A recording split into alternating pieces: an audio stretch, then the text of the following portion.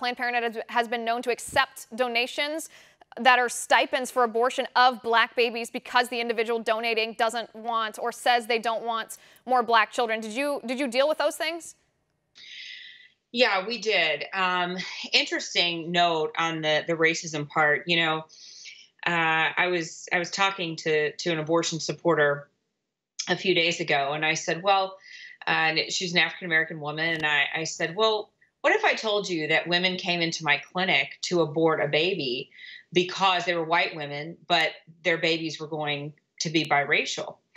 And she said, oh, that's wrong. That's racial injustice. And I said, but that does happen. You're right. That is racial injustice, but it does happen.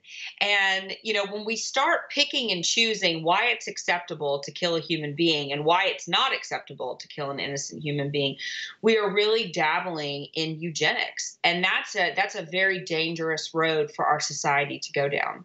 Well, it's also what Planned Parenthood was built on. Their founder, Margaret Sanger, was a eugenicist, so they are, in a sense, carrying on the legacy on which they were built. I guess in regards to the bigger question, I mean, there are pro-abortion advocates who still claim that it's just a clump of cells, even though science has long stated that it's a unique DNA. Life begins from the moment of conception. What is the belief inside the doors of Planned Parenthood, not in the political sense? Do these workers at the clinics, including the people who perform the abortion procedure, do they understand that it is a human life and they're simply not concerned with it? Or are they in scientific denial and don't believe that's life? I think it's mixed. I think that there are a lot of people. I worked with a nurse practitioner at the clinic who said to me one time, oh, I know abortion's killing. I know that we're taking an innocent life. I'm okay with that. I think that is becoming more and more pronounced in the pro-abortion movement, that we know it's a life. And that's really where we know that we have sunk to a new level of depravity, right?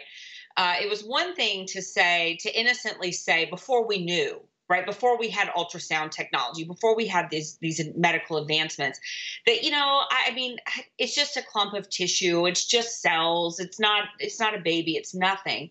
Now we have the technology where we can say, we know it's an unborn human life. We know that it is a developing baby. We know that it is innocent. We know that it has its own DNA, its heart's beating, its brain waves are functioning. And yet we're still okay to Right. snuff out that innocent life. We've really sunk to a new low